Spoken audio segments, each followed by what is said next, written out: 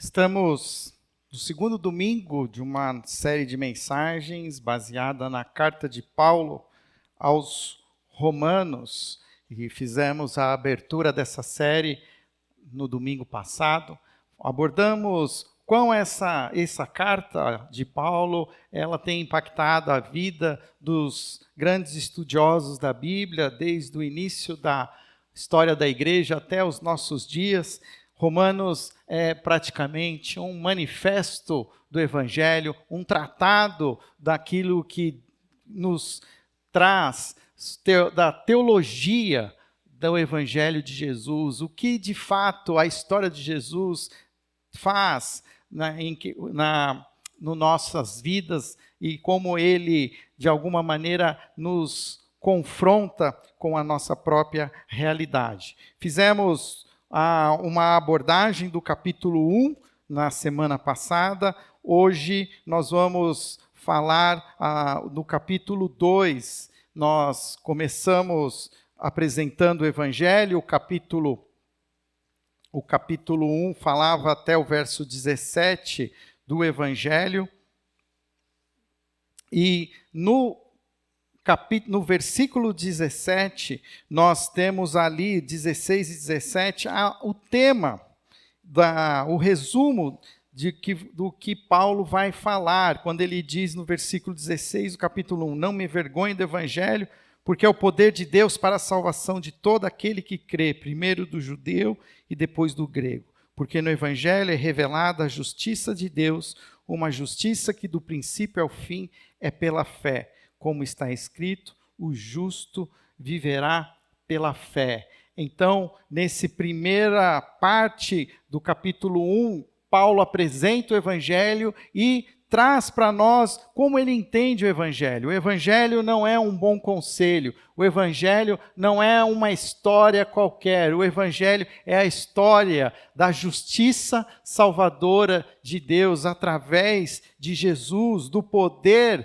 da sua morte e da sua vida na cruz, e isso revela essa justiça salvadora, uma justiça que não depende de mim e nem de você, mas é uma justiça que é feita por Deus através de Jesus e que nós a alcançamos pela fé, por essa confiança, por essa entrega, a partir do nosso arrependimento, a partir do momento em que nós entregamos as nossas vidas a Jesus, nós entendemos então que o Evangelho não é uma religião, mas o Evangelho é uma pessoa, e ela tem um nome, ela é Jesus. Mas a partir do verso 18, Paulo então começa a falar sobre um quadro obscuro da humanidade. Então nós vimos isso semana passada, a ira de Deus contra a humanidade, há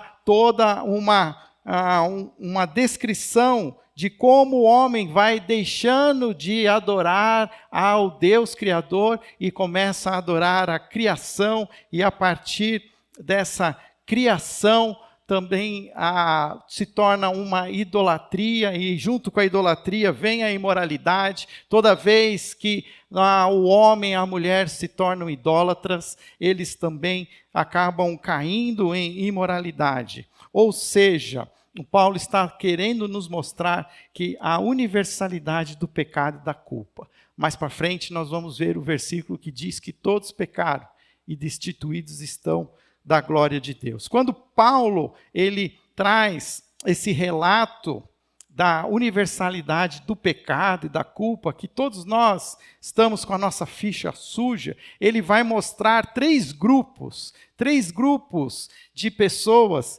que nós vamos encontrar no texto. Até o capítulo 1, nós vamos ver apenas o primeiro grupo, que é esse grupo que nós vamos chamar aqui da sociedade em geral, a sociedade que está corrompida pela sua imoralidade, que está corrompida pela sua idolatria. Há uma sociedade secular, uma sociedade que busca fazer as coisas do seu jeito, a partir dos seus próprios desejos, e então nós vamos ver essa descrição tão bem elaborada por Paulo até o fim do capítulo 1. Mas quando ele vai para o capítulo 2, ele continua descrevendo outros dois grupos de pessoas. Na primeira parte do capítulo 2, ele vai falar sobre um grupo de pessoas que nós vamos chamar dos moralistas críticos. O que são esses moralistas críticos? Eles são pessoas que até têm padrões éticos, padrões elevados, e que buscam aplicar esses padrões. Mas qual é o problema? Aplicam aos outros, não a si mesmo. Defendem padrões morais que os outros precisam ter, mas não necessariamente ele mesmo. Paulo vai atacar, e nós vamos ver isso. E ele vai mais a fundo, porque conforme você vai lendo o texto, nós vamos gostando do que Paulo está falando. É isso mesmo, Paulo, acaba com eles. É isso mesmo, Paulo, fala, Deus. E aí ele chega no versículo 17 do capítulo 2, e ele traz então esse outro grupo, que nós vamos chamar aqui dos judeus orgulhosos.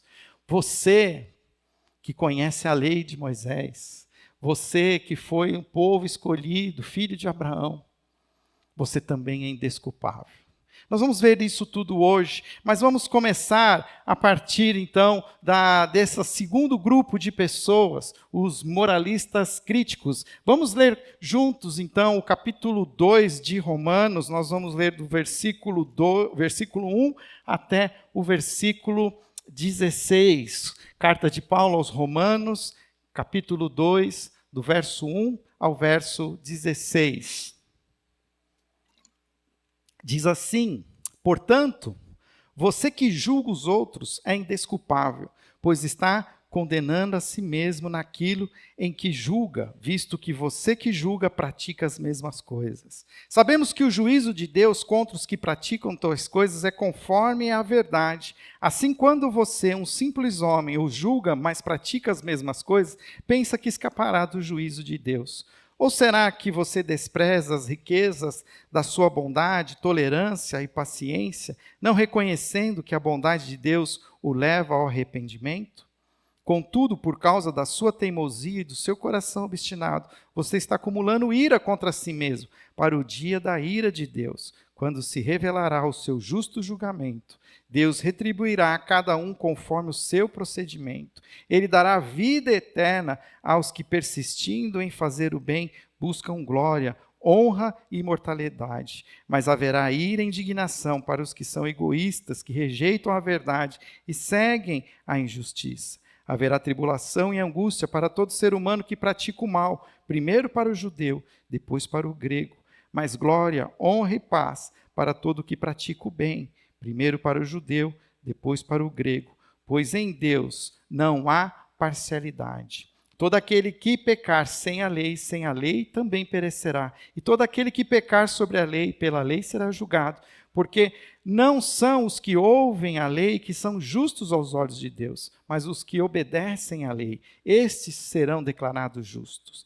De fato, quando os gentios que não têm a lei praticam naturalmente o que ela ordena, tornam-se lei para si mesmos, embora não possuam a lei, pois mostram que as exigências da lei estão gravadas em seu coração.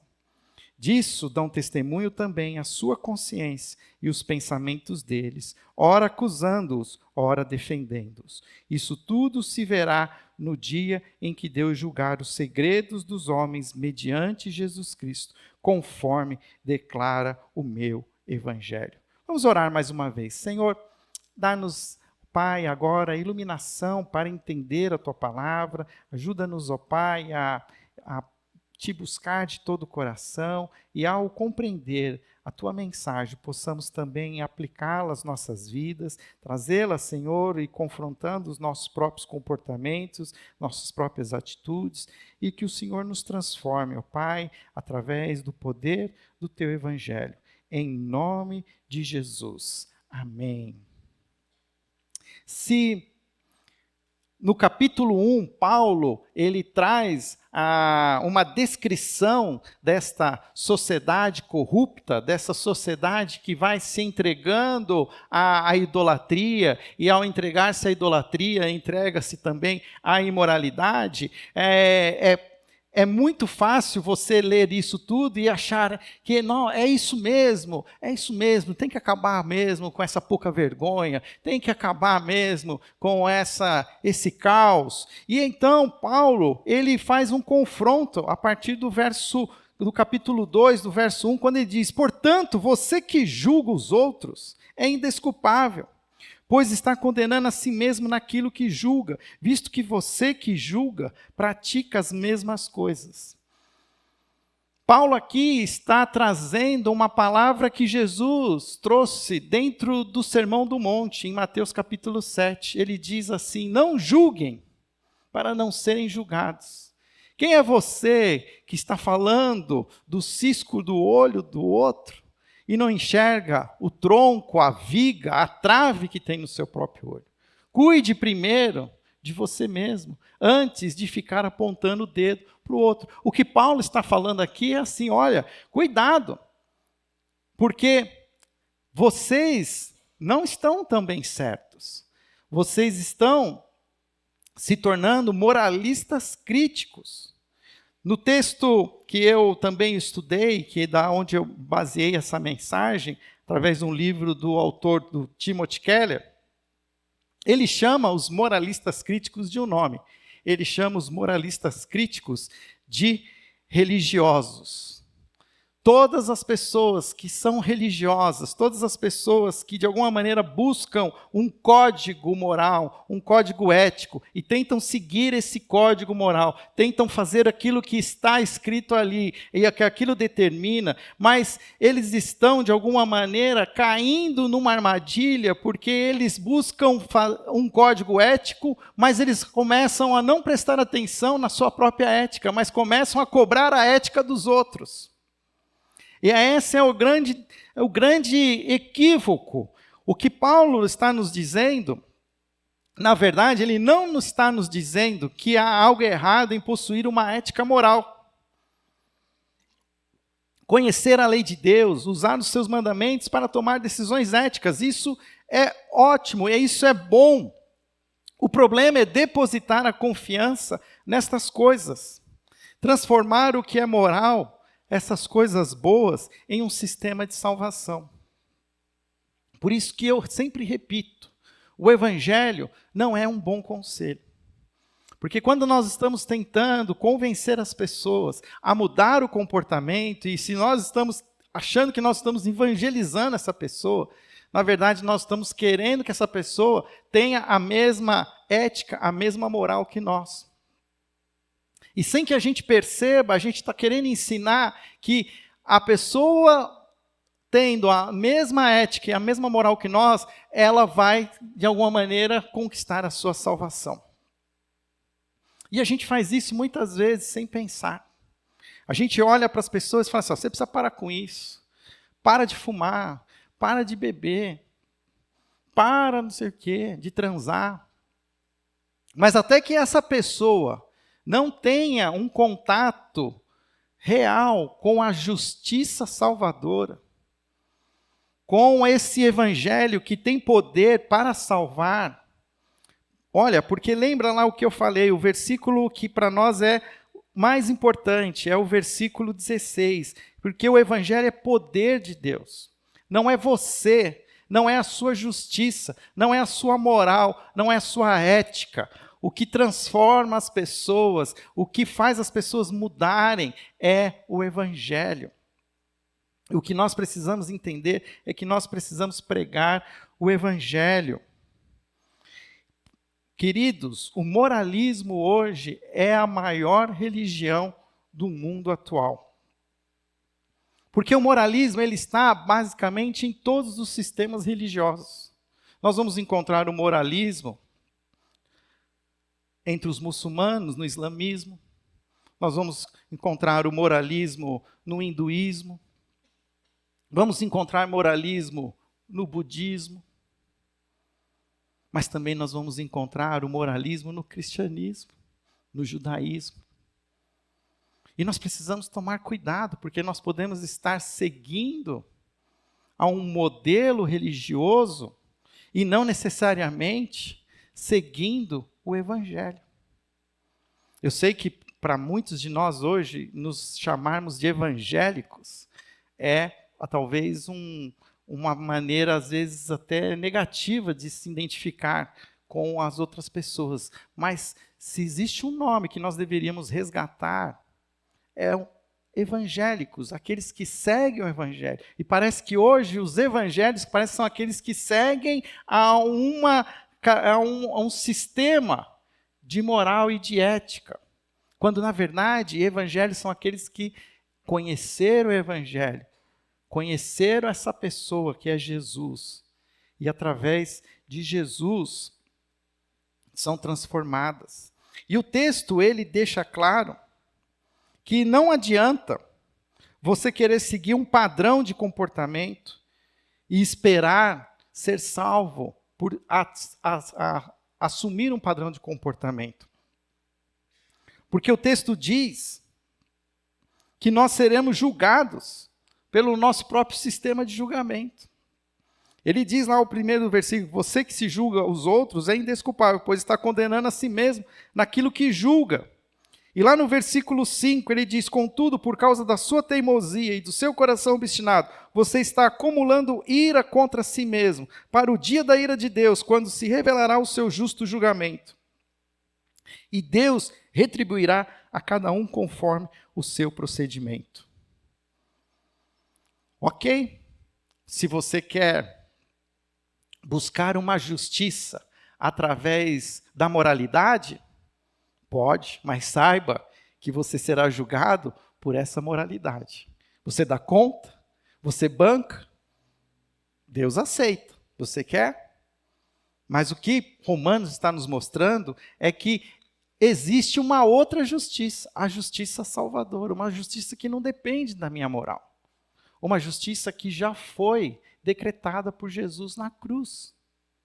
E parece que a gente se esquece disso e nos tornamos moralistas críticos. Seguir uma religião cheia de autojustiça parece que é uma maneira da gente se sentir bem.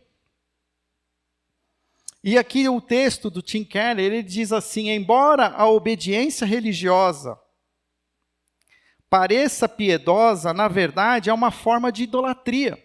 A pessoa religiosa pode ter rejeitado por completo todos os ídolos reais e patentes que a sociedade ao nosso redor adora, estátuas, sexo casual, ou uma carreira profissional e assim por em diante. Mas tem ídolos no coração. Essas pessoas extraem sua autoestima da própria moralidade. Encontram seu salvador no fato de cumprirem regras. E ao buscarem cumprir regras, negam a justiça salvadora de Deus. Quando confiamos em qualquer coisa ou pessoa que não Jesus para nos dar justiça, recusamos-nos a aceitar o Evangelho. E o texto deixa isso claro.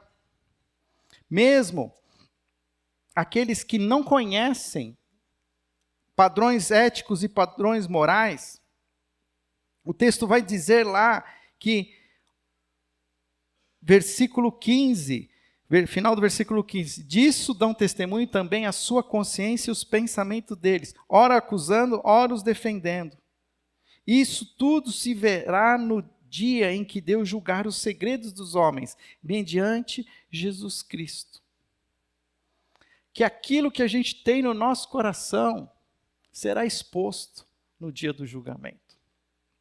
E se nós temos um padrão de conduta, de justiça, que tem a ver com moralidade, isso vai ser revelado nos últimos dias.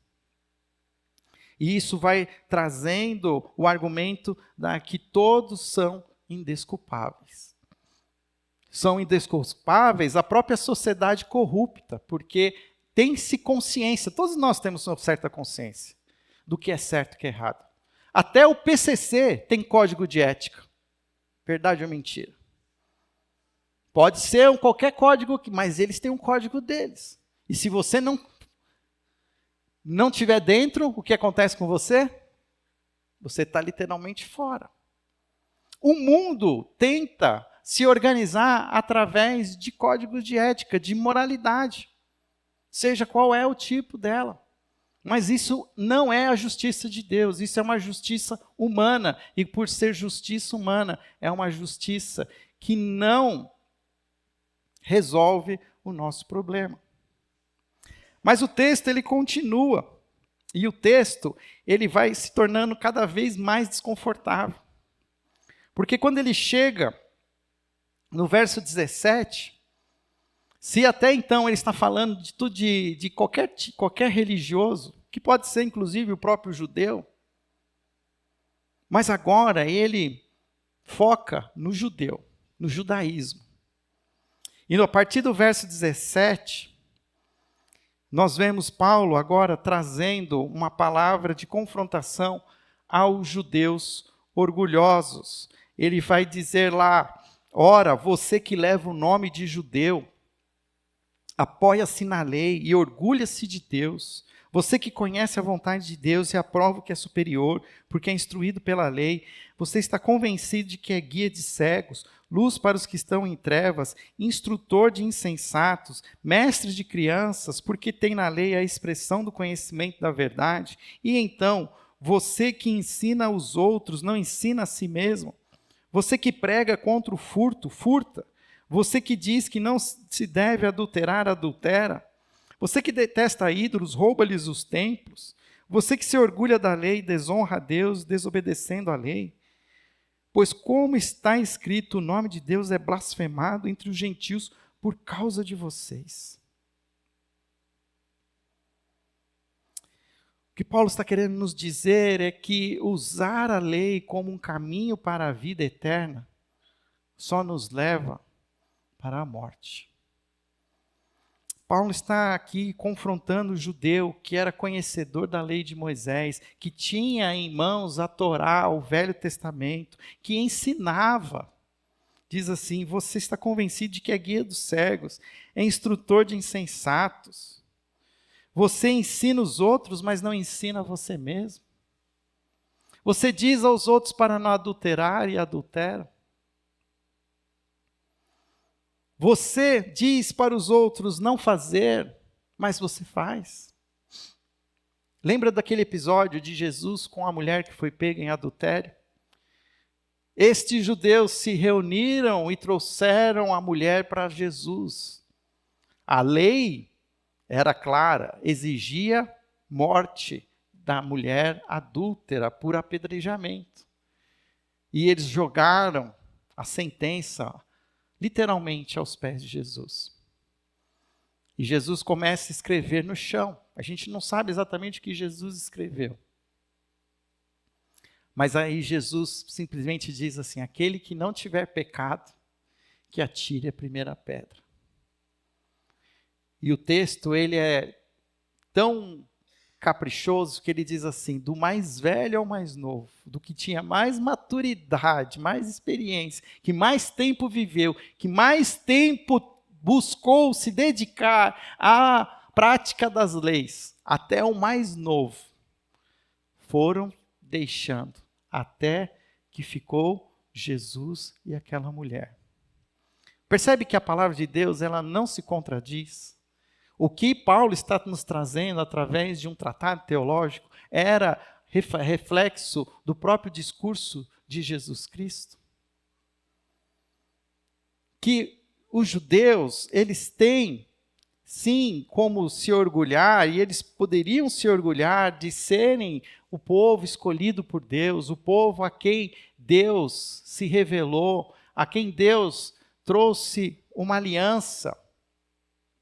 Mas isso se tornou um orgulho arrogante, se tornou uma prepotência, se tornou algo a qual os judeus se apegaram, esquecendo de fato a essência. Porque a lei, ela tinha uma só função: refletir o caráter de Deus. Quando você lê os 10 mandamentos como uma expressão clara do que é a lei de Deus, ao você ler, você cai na armadilha de querer seguir aquele código.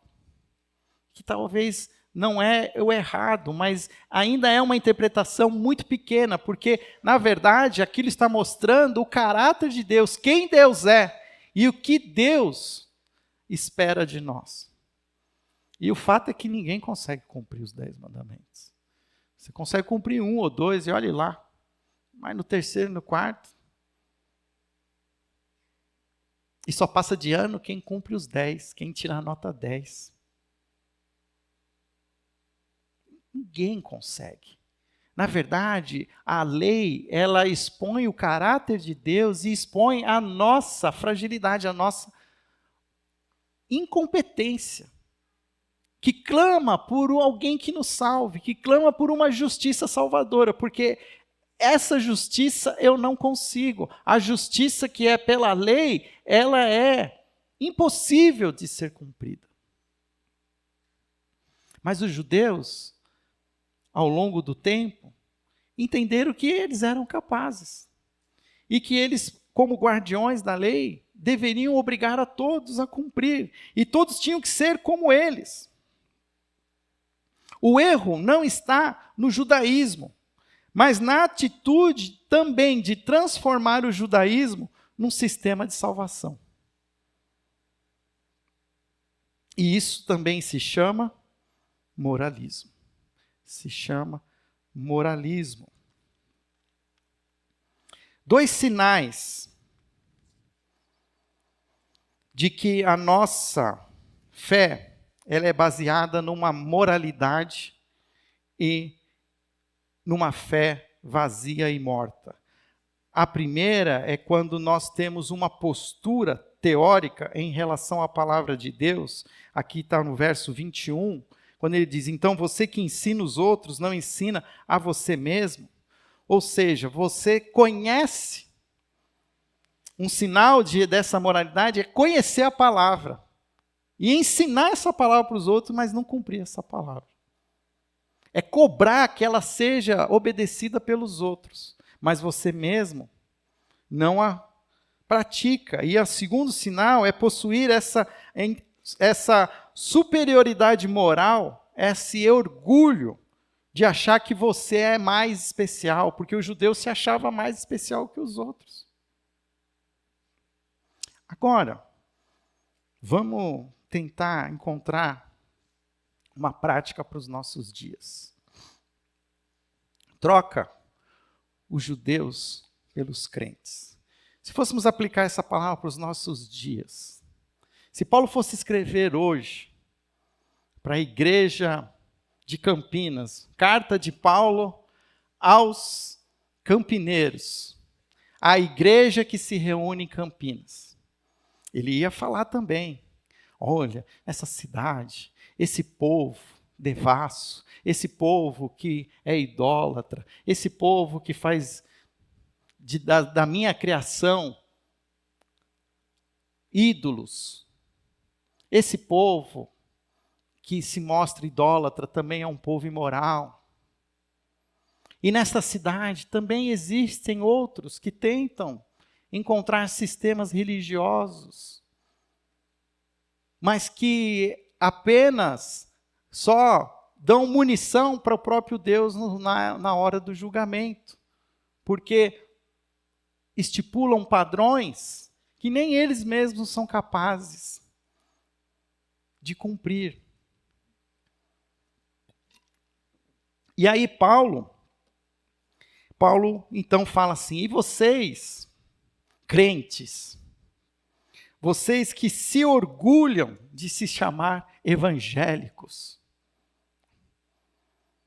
vocês que conhecem a vontade de Deus e aprovam o que é superior, porque são instruídos pela Bíblia, você que está convencido de que é guia de cegos e luz para os que estão em trevas, você que tem classe de escola dominical para as crianças, que ensina as crianças a não mentir, mas vive mentindo.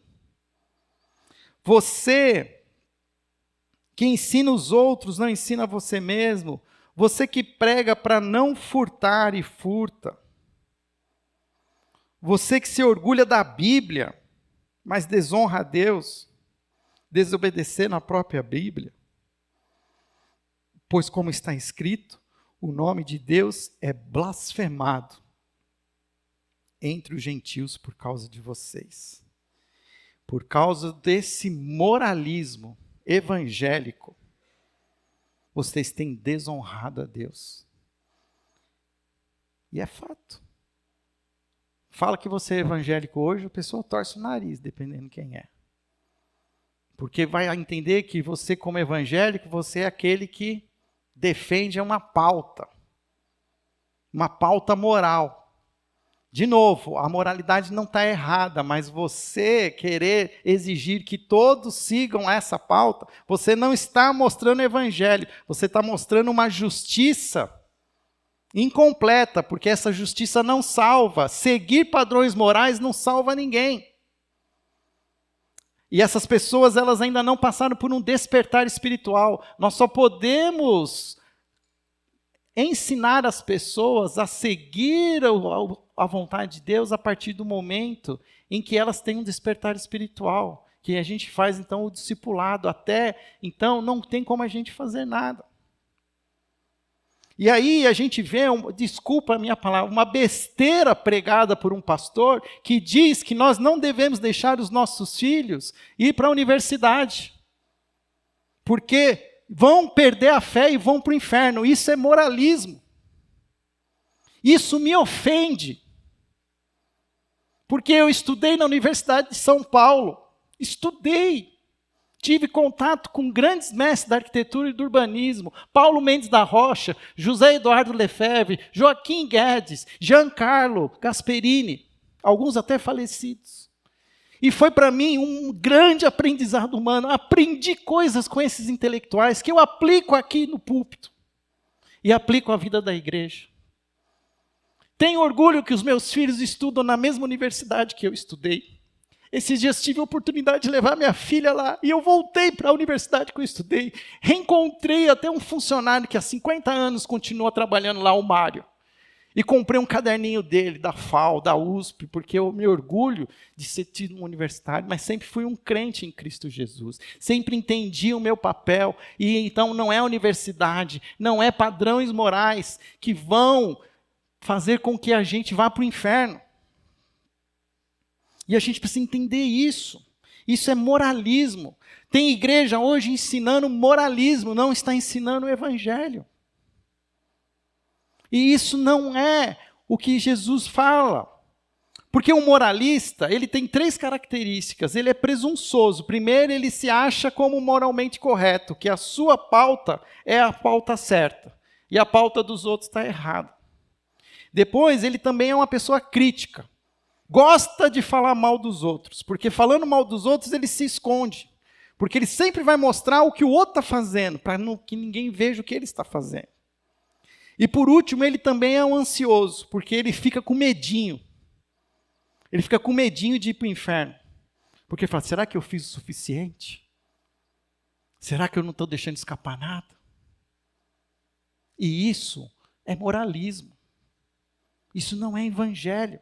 E Paulo, ele está sendo bem claro, e por causa disso o nome de Deus é blasfemado entre os gentios. Há entre nós hoje pessoas irreligiosas que olham para Deus e afirmam não gostar de Deus por causa dos moralistas. Uma vida de legalismo religioso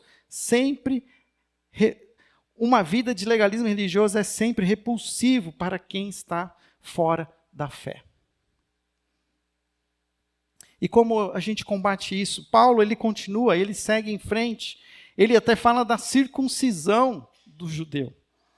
Porque o judeu se tornou tão orgulhoso que ele se orgulhava até da sua circuncisão. O que era a circuncisão? Era a retirada do prepúcio do pênis, que era uma marca externa proposta por Deus no Antigo Testamento para os homens judeus, como uma marca da sua aliança.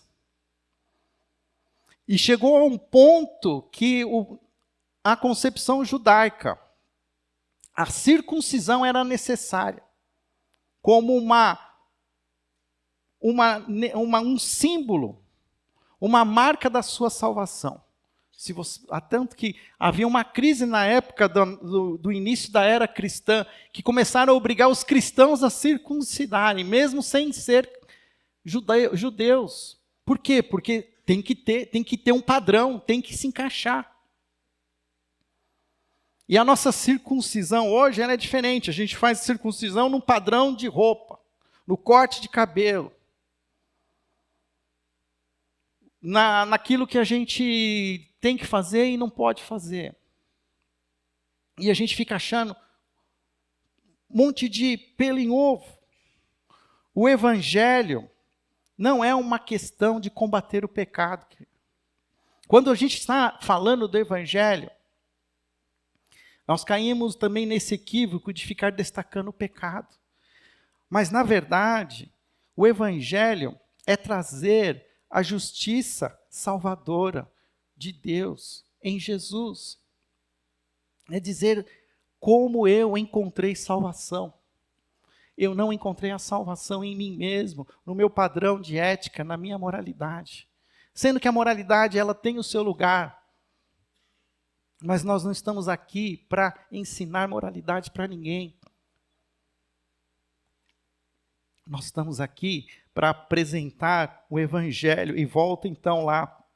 E eu não me envergonho do Evangelho, porque é poder de Deus para a salvação de todo aquele que crê. E aí por isso que ele fala, primeiro do judeu, que é o que sabia mais de perto. E parece que ele esqueceu tudo que ele aprendeu. Mas também é para o grego, que mostra que é esse que tem o pagão, o secular, o que não conhece a aliança antiga do Velho Testamento. No capítulo 3, ele vai continuar dizendo, que vantagem há então em ser judeu?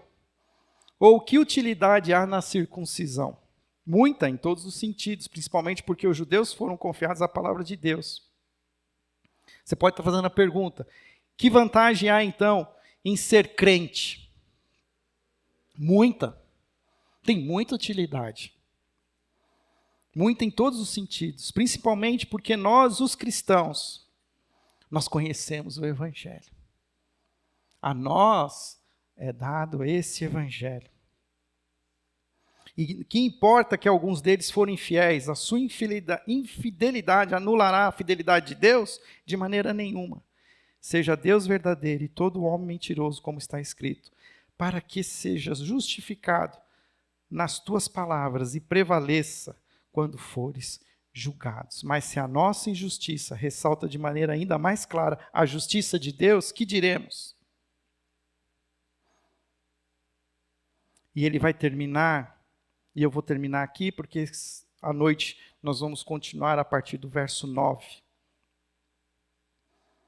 Se a mentira ressalta a veracidade de Deus, aumentando assim a sua glória, porque sou condenado como pecador, por que não dizer, como alguns caluniosos afirmam que diremos, façamos o mal para que nos venha o bem? A condenação dos tais é merecida. Ou seja, será que eu tenho tido um coração obstinado? Que eu estou tão focado no erro e no pecado, que eu estou usando o Evangelho para combater o pecado, ao invés de apresentar a justiça salvadora de Deus? E isso é uma pergunta que a gente precisa fazer para nós hoje. A quem nós estamos impactando com as nossas vidas? Vidas que foram impactadas pela justiça salvadora do Evangelho. Se as nossas vidas têm trazido repulsa e afastamento, alguma coisa está errada. Alguma coisa está errada. Porque aqueles que vivem a essência do Evangelho são como um bom perfume que atrai as pessoas. As pessoas percebem, elas vêm para mais perto, mas se elas estão se afastando, é porque tem alguma coisa errada com o nosso discurso. Tem alguma coisa errada com aquilo que nós estamos pregando como Evangelho, como justiça salvadora. Eu quero deixar aqui algumas perguntas para você pensar. Quais são os pecados que você tenta justificar em si mesmo, mas condena nos outros? O que você fica julgando, apontando o dedo para outros, mas não olha para o cisco que está no seu olho? Você já viu pessoas rejeitarem a Deus por causa da hipocrisia daqueles que se dizem seu povo? Como você pode usar sua própria vida para recomendar a Deus? O que precisa fazer diferente? Por último, em que ortodoxia morta você considera mais provável que você e sua igreja poderiam cair? E aqui essa é uma pergunta para nós como igreja. O que será que talvez às vezes a gente quer manter com unhas e dentes? Porque foi sempre assim, a gente sempre fez assim. Mas que isso não tem valor nenhum, isso não é evangelho. Eu lembro uma vez de estar no meu gabinete dessa igreja, conversando com uma pessoa. Ela não está mais aqui na igreja. Mas eu conversando com essa pessoa, dizendo, olha, vamos fazer de tal jeito, porque assim eu entendo, faz mais sentido.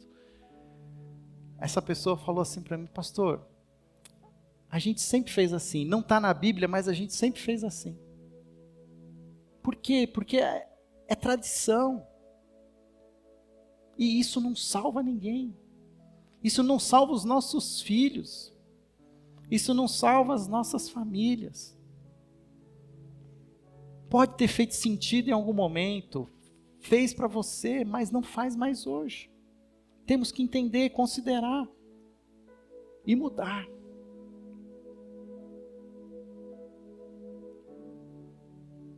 Cada vez mais aumenta o número de desigrejados na nossa sociedade. Por que será? São pessoas que não conseguem enxergar o evangelho nas comunidades, nas igrejas. Que nós possamos ser uma igreja onde se possa viver de fato o evangelho. Um evangelho que reflete essa justiça salvadora. E nós estamos só no 2º capítulo. A gente ainda tem uma jornada pela frente. À noite nós vamos ver o 3º capítulo. Até agora nós só estamos apanhando de Deus. Estamos só tomando soco no estômago.